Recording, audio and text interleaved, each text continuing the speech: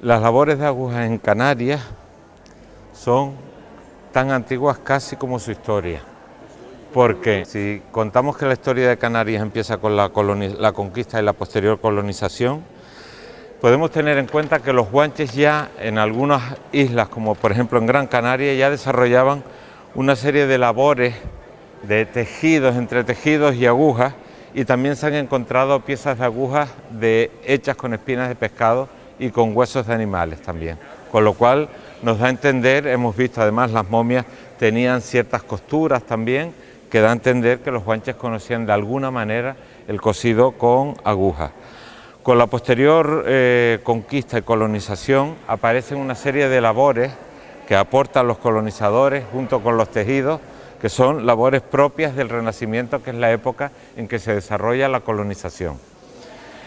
Dentro de las labores de aguja hay una gran variedad en Canarias. Tenemos de entrada el bordado en blanco, por ejemplo, por poner un ejemplo que se desarrolla principalmente en el siglo XIX, que se dedica principalmente a la lencería. Es ese bordado que hemos visto en todas las sábanas, camisones de las abuelas con las iniciales en blanco, y que a veces intervienen otro tipo de labores, como puede ser este caso de aquí, que tiene un recortado y luego un trabajo de encaje de aguja, propiamente dicho, hecho simplemente dando puntadas, haciendo festones ordenadamente hasta conformar este dibujo. Y luego también se dan los dibujos en realce, que son estos de aquí, y también otros dibujos que con posterioridad se recortan y dan lugar a este tipo de bordado. Eso sería el bordado en blanco, que tenemos poco tiempo y muchas labores. Luego tenemos el bordado al matiz, que no he traído ningún ejemplo porque me voy a centrar en dos temas principales. El bordado al matiz es aquel que se desarrolla con diferentes colores, por ejemplo son los que vemos en las flores de los justillos y de los chalecos de los trajes típicos. En la palma en concreto, bueno, aquí justo Carlos aporta uno, aquí tenemos un bordado al matiz, aquí tenemos bordado al matiz donde se emplean varios tonos de un mismo, para lograr estos efectos de profundidad y demás. Gracias, Carlos. ¿Dónde estaba esto? Ah, es tuyo. Muchas gracias. Y luego también otra labor de aguja que todo el mundo conoce son las labores de crochet, que es con una sola aguja. Entonces con una sola aguja podemos hacer una serie de labores más o menos tupidas, más o menos caladas. En algunos casos hay colchas de crochet que se hacen por partes y que luego se unen todas juntas, que son muy tupidas, que abrigan muchísimo, que pesan muchísimo, y en otros casos se hacen verdaderas filigranas, que son como este tipo de encaje que tenemos aquí. Y luego tenemos también el punto de aguja, el punto de media, que ya no hace falta que lo veamos, creo que todos los conocemos, donde en diferentes partes del mundo se desarrolla, como pueden ser en las islas de Escocia, las islas del norte de Escocia, donde se esos jerseys en blanco maravillosos, llenos de nudos, de labores y demás. En fin, hay también en los países nórdicos desarrollan esos jerseys que tienen como una especie de collar de diferentes colores puestos encima y demás. Y en Canarias concretamente, las labores de punto con dos agujas también, aparte de las mujeres, también las hacían los hombres, sobre todo los pastores. Tenemos fotos todavía de las primeras romerías de los años 50, la década de los 50, donde aparece desfilando como parte de un número de la romería un pastor con una madeja aquí puesta en el hombro, con 5 agujas, haciendo una polaina sin costura, una polaina en redondo. También hacían medias y calcetines y demás. O sea que es una curiosidad, porque en muchas partes del mundo se desarrollan las labores de punto en los hombres, no solo en las mujeres, sino en los hombres también. Ahora ya nos vamos a centrar un poco más en cosas un poquito más exclusivas de Tenerife o de Canarias. Tenemos las labores de las rosetas. Esto es una labor interesantísima, primero por el origen y segundo porque en inglés se llama encaje de Tenerife, lo llaman Tenerife Lace. Quiero decir que no solo el pájaro canario que ha dado nombre a Canarias por todo el mundo, sino el encaje de Tenerife, el encaje de las rosetas, está regado por todo el mundo con el nombre de Tenerife. Es una labor renacentista que proviene de los llamados soles de Cataluña, soles de Salamanca o soles del Casar, que son labores que se desarrollan en la tela, en huecos de tela. Se tiende una urdimbre en la propia tela, se tiende una urdimbre a veces cuadrada, a veces siempre radial, pero a veces de perfil cuadrado o de perfil redondo, y luego ya con la aguja se van haciendo los diferentes puntos nutridos, anudando y dejando vanos y nutridos para conformar un dibujo. Esas labores del encaje de Tenerife se desarrollan a partir de los llamados soles del Casar o soles de Salamanca o puntos de Cataluña, como acabo de decir, pero se desarrollan aparte de la tela, que esa es la técnica que realmente se expande desde Tenerife a todas partes del mundo, sobre todo en el siglo XIX, cuando se pone de moda como labor de las señoras para estar en casa, lo mismo que los bolillos, lo mismo que el crochet, lo mismo, pues se pone de moda el encaje de Tenerife. Se hace a partir de una almohadilla donde lleva un montón de alfileres en redondo o en cuadrado o en ovalado, dependiendo de la roseta que queramos hacer, y a partir de ahí se tiende una urdimbre radial desde todos los puntos hasta que nos queda como una especie de flor, y ya con la aguja empezamos a anudar y a hacer las rosetas. Fíjense que tenemos aquí en este paño estupendo, tenemos las rosetas principales y luego las rosetas de unión y de remate, que son todas estas pequeñitas. Se va haciendo una por una y luego en un momento determinado se cosen.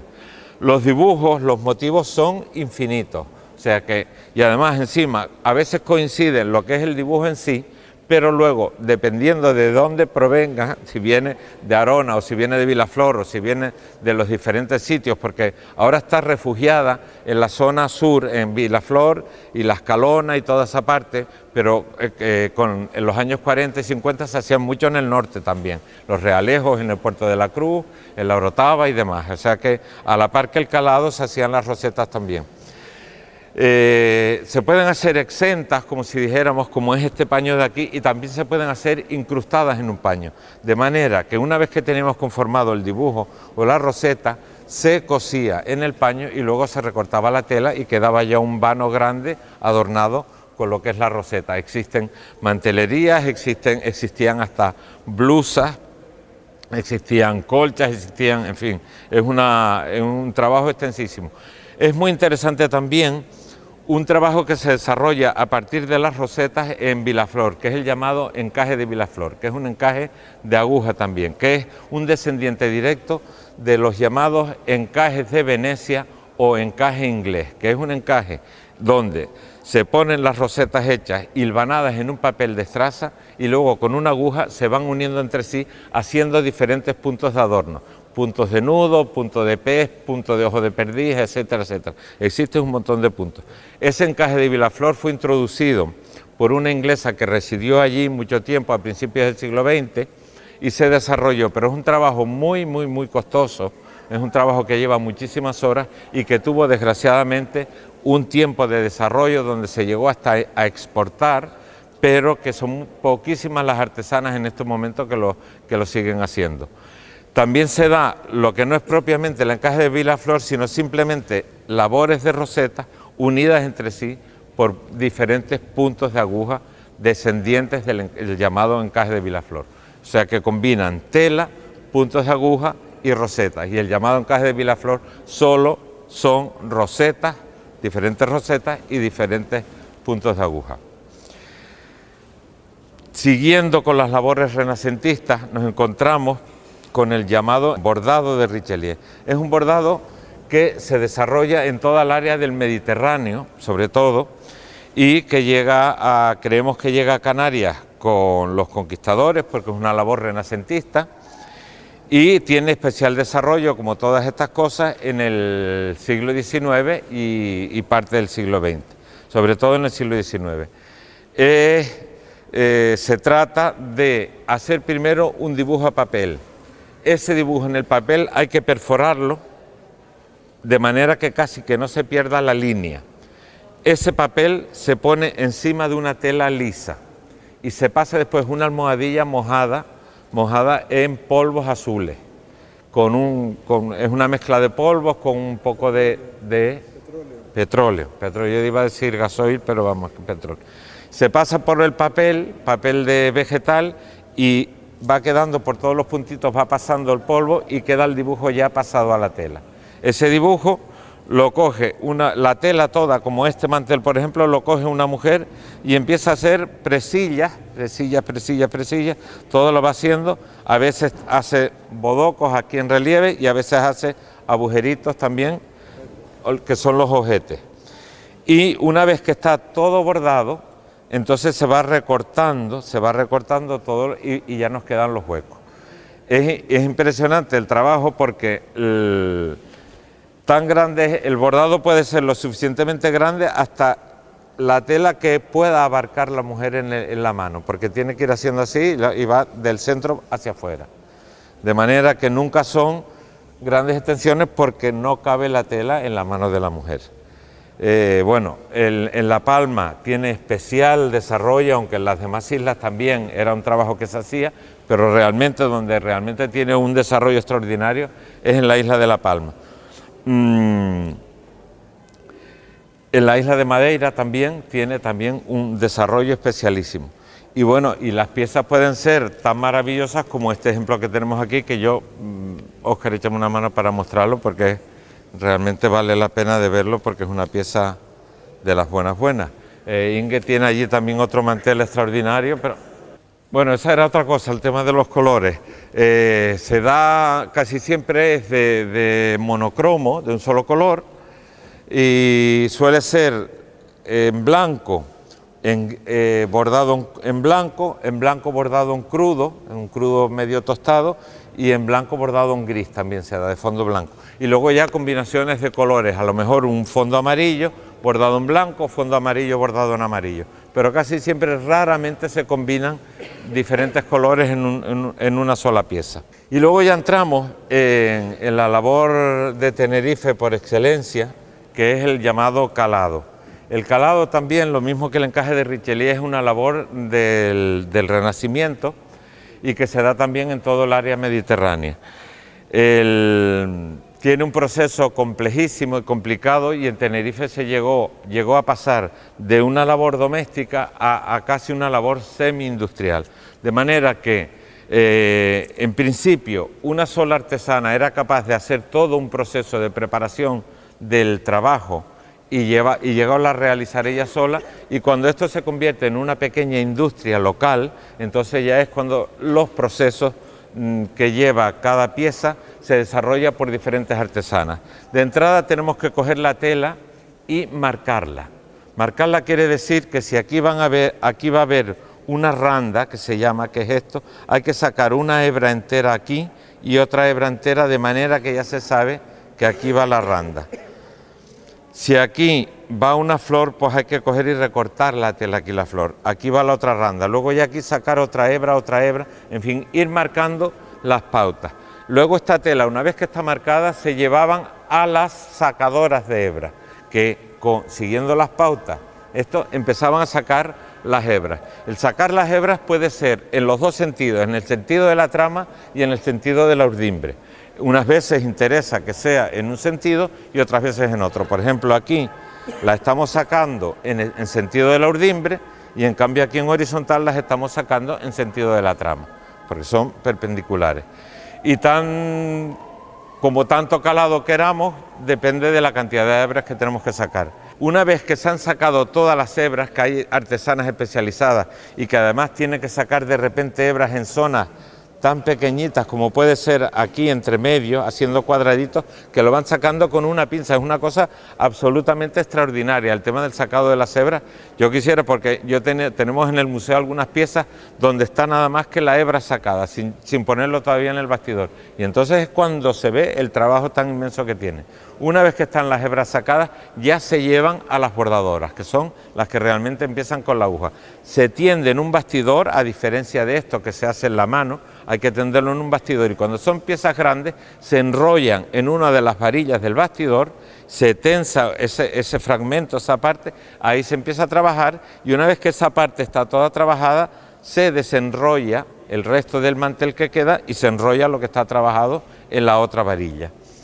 Se distinguen dos tipos de calados principalmente en Tenerife, que se llama el calado de hebra y el calado de randa. El calado de randa son los que se deshilan en un solo sentido. ya sea en el sentido de la trama, en el sentido de la urdimbre.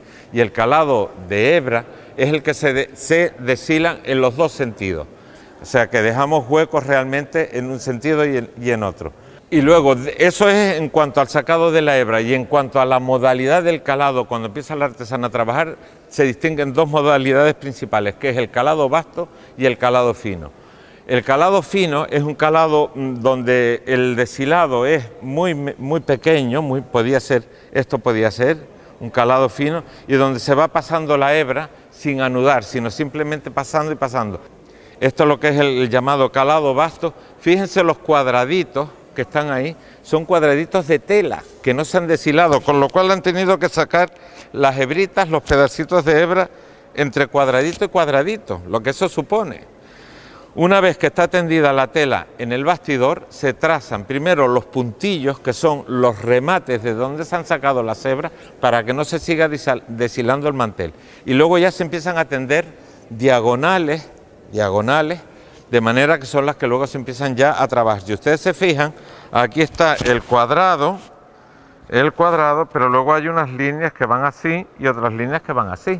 Y esas son hebras enormes de punta a punta del mantel que se van tendiendo. Esto sería, fíjense ustedes, esto sería calado vasto, porque va anudando. Cada vez que pasa por una hebra hace un nudo. Y en cambio el calado fino es un calado que va simplemente entrecruzando hebras y haciendo dibujos.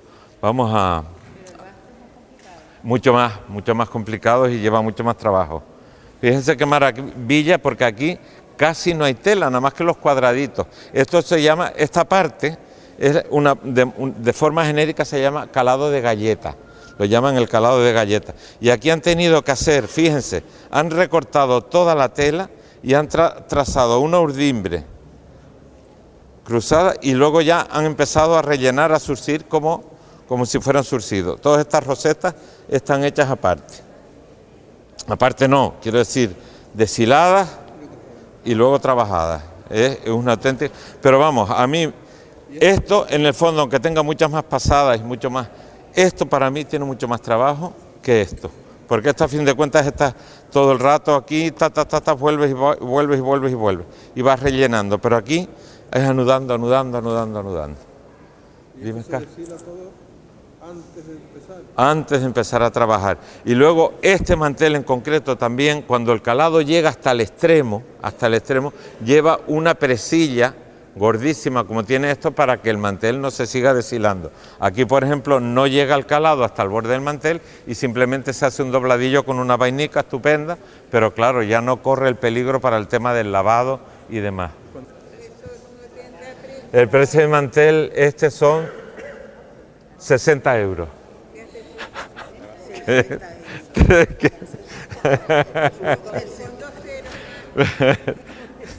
Bueno, ayúdame, Carlos, por favor. Miren esto.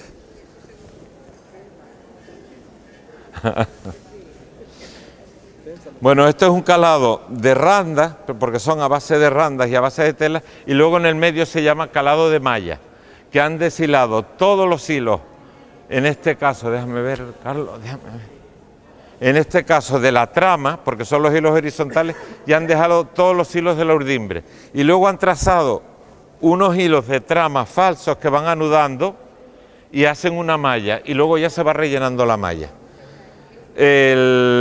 Cada uno de estos calados de malla, estos calados de malla, estos calados de malla, estos calados de malla, y aquí tiene un poquito de calado de galleta, una variante, pero principalmente todo el mantel es calado de malla. Y bueno, ya a ver si me queda alguna modalidad: cortado, marcado, deshilado, tendido, los puntillos, el tendido de hebras y los surcidos. Bueno, y después lo mismo que pasa con, ya se los dije al principio, con las rosetas, ocurre que cada punto, que son infinitos, cada punto, cada modelo, tiene un nombre, y además lo que se llama puerta iglesia, en la guancha se llama custodia en los realejos, y lo que se llama custodia en los realejos se llama en el puerto de la Cruz estrellita con hoja, y así en cada sitio diferente. O sea, que los nombres son muy diferentes. Y eso es todo. Bueno, después también quedan labores de aguja, los surcidos de los calcetines, los ojales y todo eso, pero ahí ya no nos metemos. Gracias por escuchar.